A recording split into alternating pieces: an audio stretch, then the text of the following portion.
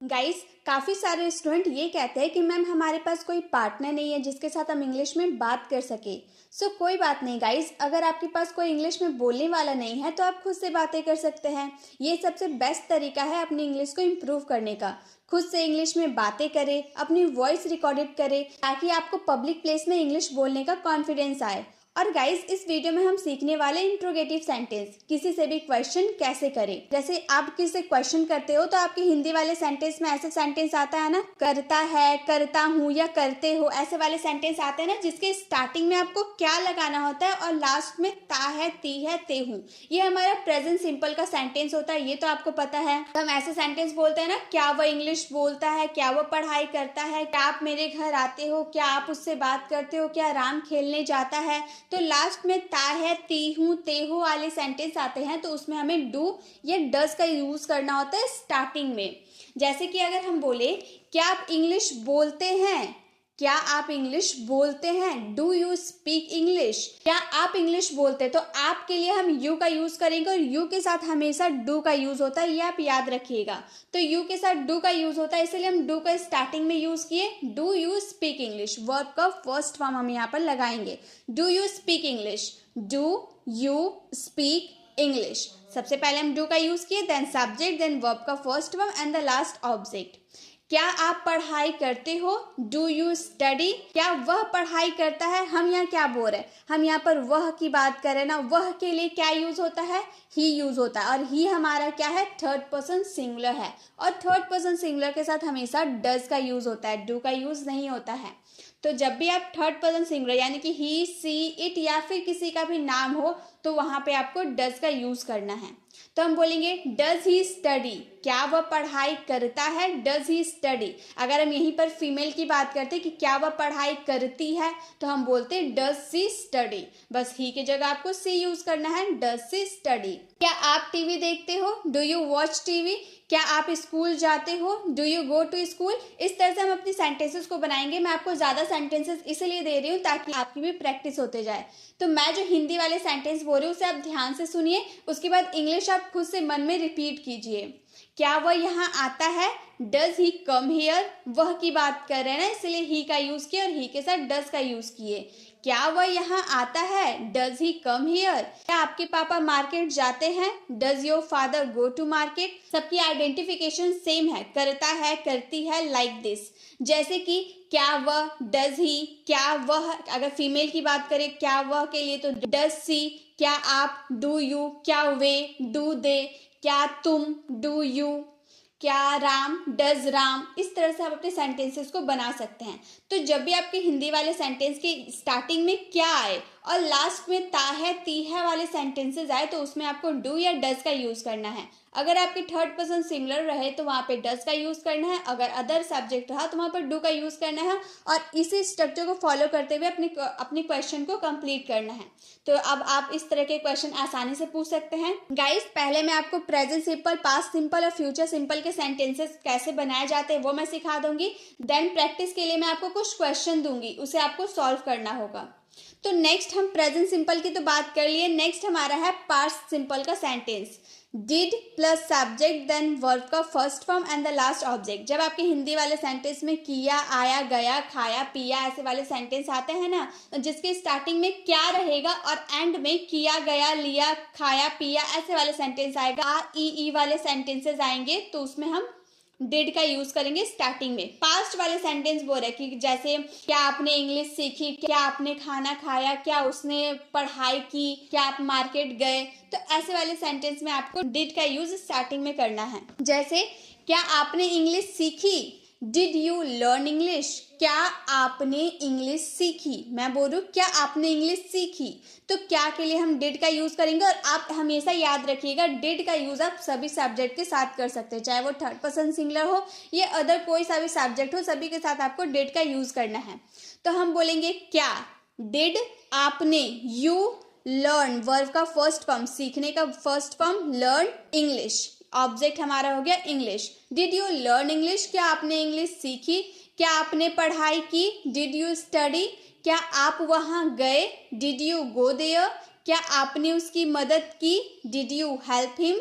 क्या उसने आपकी हेल्प की? Did he help him? हम यहाँ क्या बोल रहे, क्या उसने आपकी हेल्प की? तो उसने के लिए हम ही का यूज करेंगे, बोलेंगे डिड ही हेल्प यू?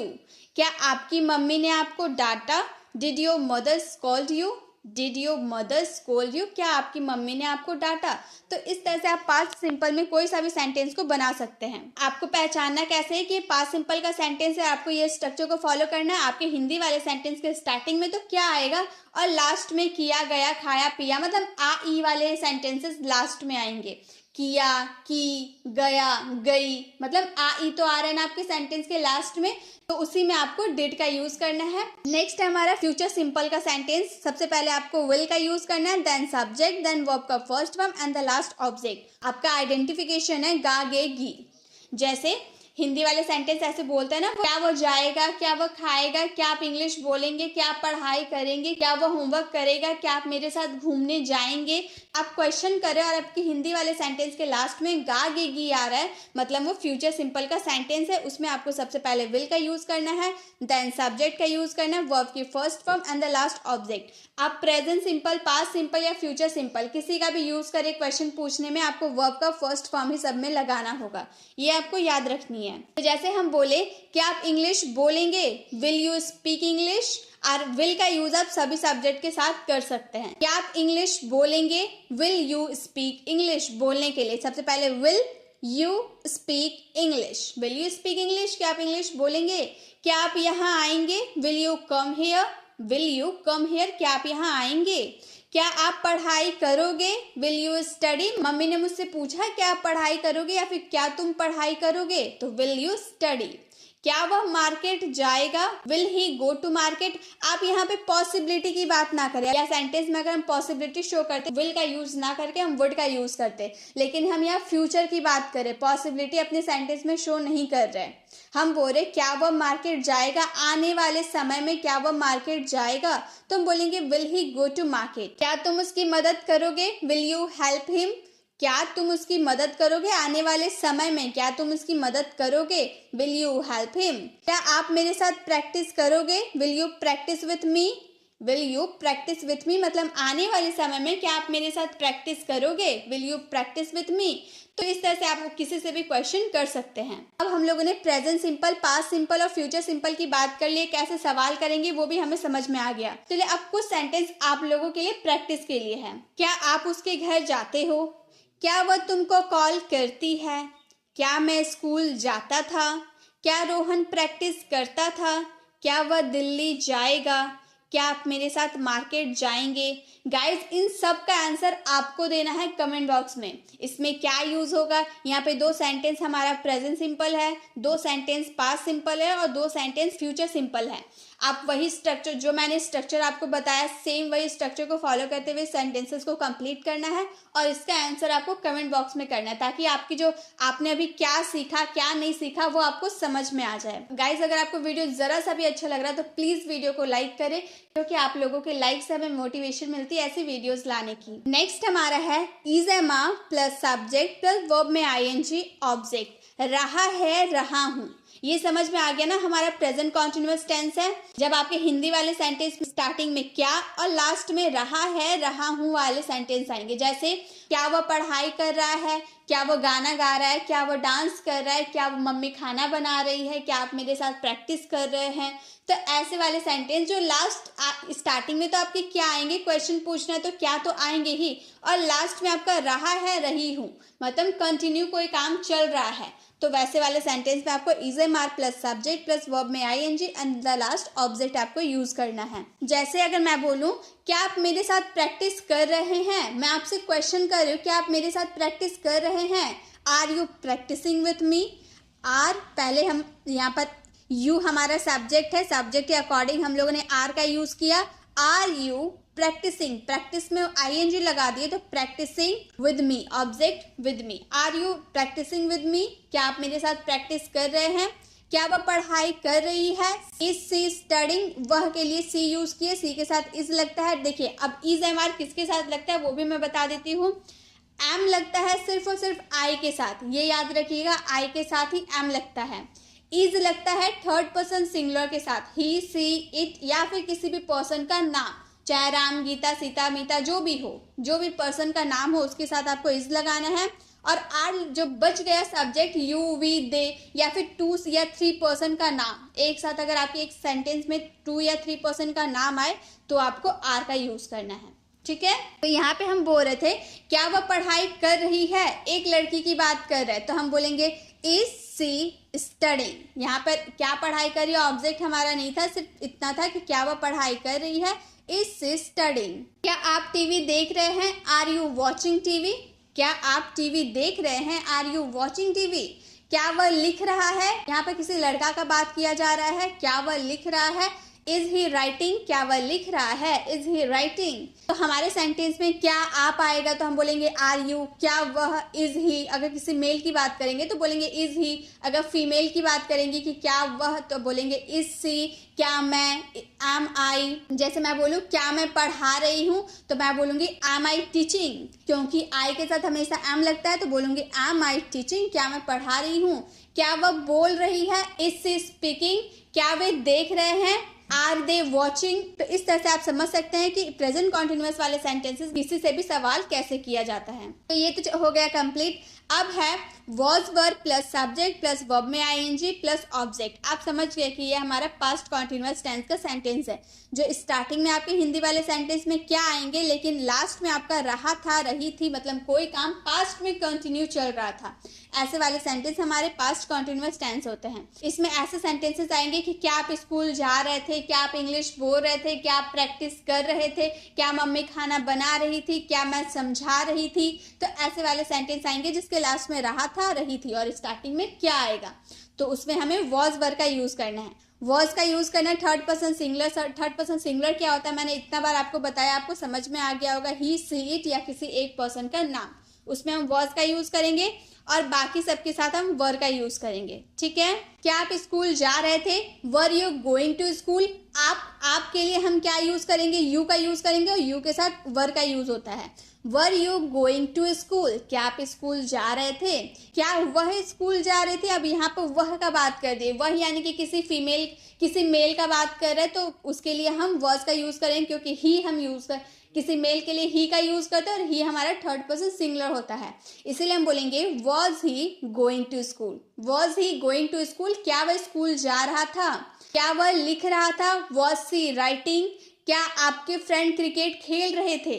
क्या आपके फ्रेंड्स क्रिकेट खेल रहे थे। हम यहाँ फ्रेंड्स की बात कर रहे हैं, यानी कि बहुत सारे फ्रेंड्स है, 3-4 फ्रेंड्स है। तो मैंने आपको क्या बताया, जब 2, 3 या 4 पर्सन रहेंगे तो उसमें आपको वर का यूज करना है, वॉज का यूज नहीं करना है। तो हम बोलेंगे were your friends playing cricket.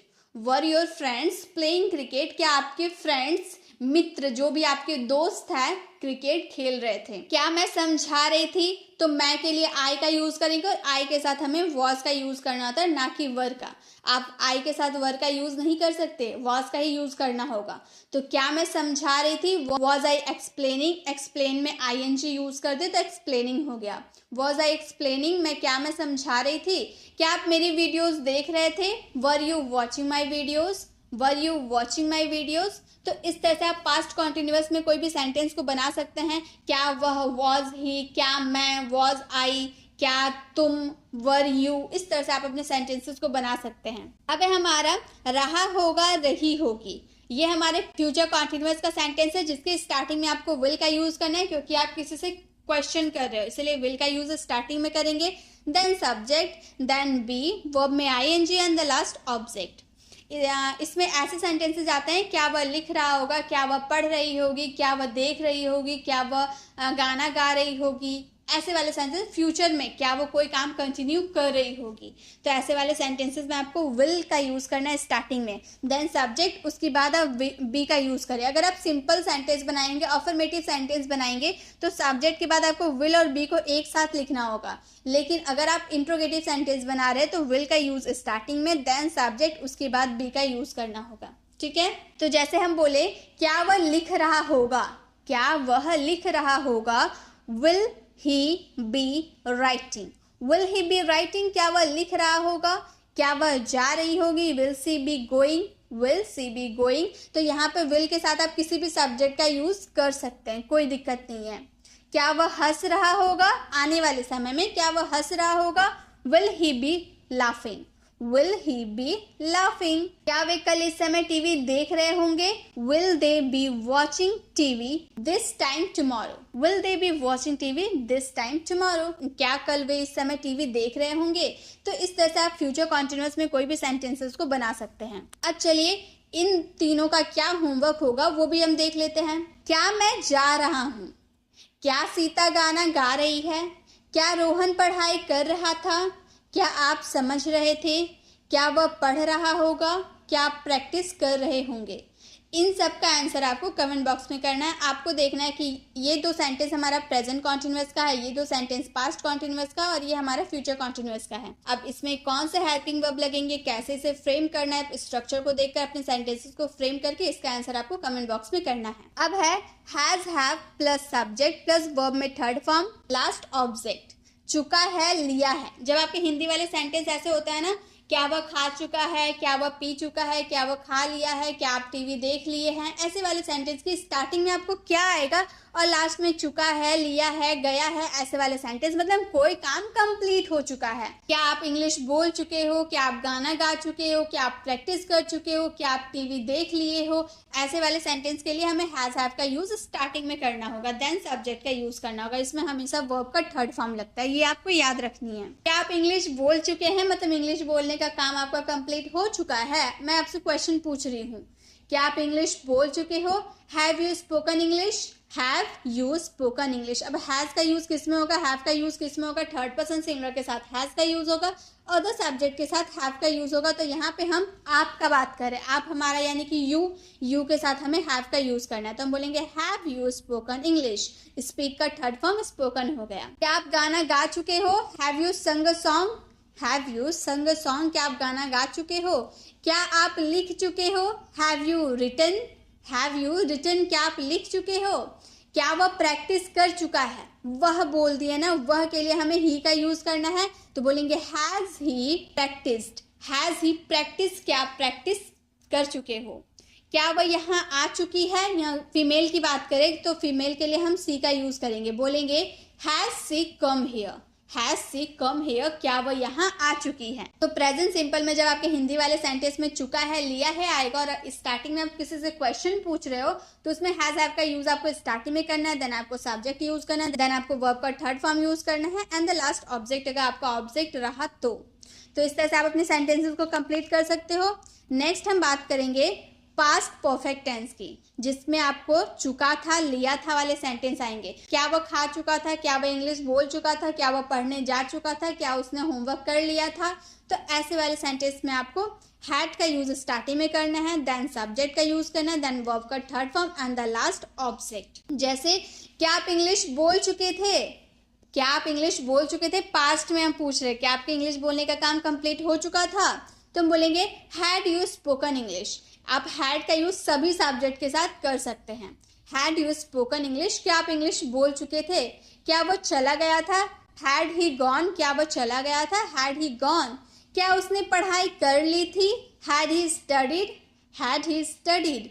क्या वह खाना खा लिया था? Had he eaten food. Had he eaten food. क्या उसने खाना खा लिया था? तो इस तरह से आप पास्ट परफेक्ट टेंस वाले सेंटेंसेस को बना सकते हो। जब आपके हिंदी वाले सेंटेंस की स्टार्टिंग में क्या आएगा और लास्ट में चुका था, लिया था, ली थी, दी थी, ऐसे वाले सेंटेंसेस आएंगे। ठीक है, अब हम बात करेंगे चुका होगा, लिया होगा। जैसे वह खा चुका होगा, वह लिख चुका होगा, वह पानी पी चुका होगा, वो उसने पढ़ाई कर लिया होगा, मतलब आने वाले समय में वो ये काम कर चुका होगा। क्या वो खाना खा चुका होगा? क्या वह लिख चुका होगा? क्या वह पानी पी चुका होगा? तो ऐसे वाले सेंटेंस में आपको विल का यूज आगे करना है, then subject, then have, then verb का third form and the last object. जब आप फ्यूचर परफेक्ट के अफर्मेटिव वाले सेंटेंस बनाते हो तो सबसे पहले आपको सब्जेक्ट यूज करना होता है, देन विल और हैव का यूज आपको एक साथ करना होता है। लेकिन यहाँ पे हम इंट्रोगेटिव सेंटेंस बना रहे, किसी से क्वेश्चन पूछ रहे, इसलिए विल का यूज स्टार्टिंग में करेंगे, देन सब्जेक्ट और देन हैव का यूज करेंगे। ठीक है, जैसे हम बोले क्या उसने खाना खा लिया होगा, आने वाले समय में क्या उसने खाना खा लिया होगा? Will he have eaten food. Will he have eaten food. क्या वह चला गया होगा? Will he have gone. Will he have gone. क्या उसने लेटर लिख लिया होगा? Will he have written a letter. Will he have written a letter? क्या वह क्रिकेट खेल चुका होगा? Will he have played cricket? Will he have played cricket? तो जब आपके हिंदी वाले सेंटेंस के लास्ट में चुका होगा, लिया होगा, गया होगा वाले सेंटेंस आएंगे और स्टार्टिंग में क्या आ रहा है, इंट्रोगेटिव सेंटेंस है, तो आपको will का यूज स्टार्टिंग में करना है, then subject, then have, then verb का third form and the last object, फिर आपका सेंटेंस हो जाएगा कंप्लीट। ठीक है, लास्ट हम लोग का बचा से रहा है, मतलब ये हमारा प्रेजेंट परफेक्ट कॉन्टिन्यूअस का सेंटेंस हो गया। आप ऐसे वाले सेंटेंस बोलते हो ना, वो 2 घंटे से पढ़ाई कर रहा है, वह सुबह से आ रहा है, वह सुबह से खेल रहा है, आप रात से पढ़ रहे हैं, तो ऐसे वाले सेंटेंस से आ रहा है, कोई काम किसी समय से चलता आ रहा है, ऐसे वाले सेंटेंस में आपको हैज हैव का यूज स्टार्टिंग में करना है, देन सब्जेक्ट का यूज करना है, देन बीन, देन वर्ब में आईएनजी, देन ऑब्जेक्ट, और लास्ट में आपको सिंस और फोर का यूज करना है। हम सिंस का यूज पॉइंट ऑफ टाइम के लिए करेंगे और फोर का यूज हम टाइम ड्यूरेशन के लिए करेंगे। कैसे करेंगे चलिए मैं आपको बताती हूँ। जैसे अगर हम बोले क्या मैं सुबह से खेल रहा हूँ, क्या मैं सुबह से खेल रहा हूँ, सुबह से कोई काम चल रहा है, तो मैं बोलूंगी सबसे पहले मैं के लिए आई होता है ना, तो आई के साथ हैव का यूज करेंगे, हैव आई बीन, वर्ब में आईएनजी, खेलने के लिए प्ले में आईएनजी लगा देंगे तो प्लेइंग, उसके बाद सिंस, क्यों, सुबह से, हमें पता है ना पॉइंट ऑफ टाइम, हमें पता है मैं कब से खेल रही हूँ, सुबह से, टाइम हमें पता है कि कौन सा टाइम है, सुबह से टाइम है, तो हम उसमें पॉइंट ऑफ टाइम के लिए हम सिंस का यूज करेंगे, since morning, have I been playing since morning, क्या मैं सुबह से खेल रहा हूँ।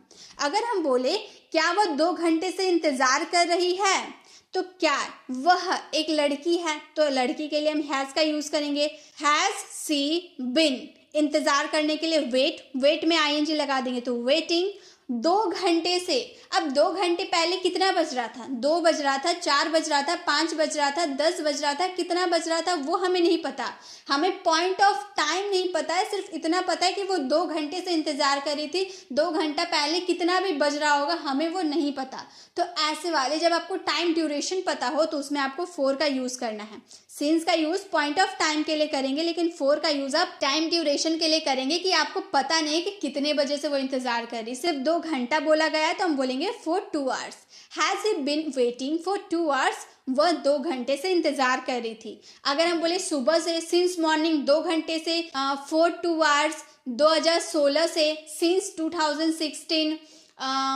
5 साल से, 4-5 ईयर्स, इस तरह से हम सिंस और फोर का यूज करेंगे।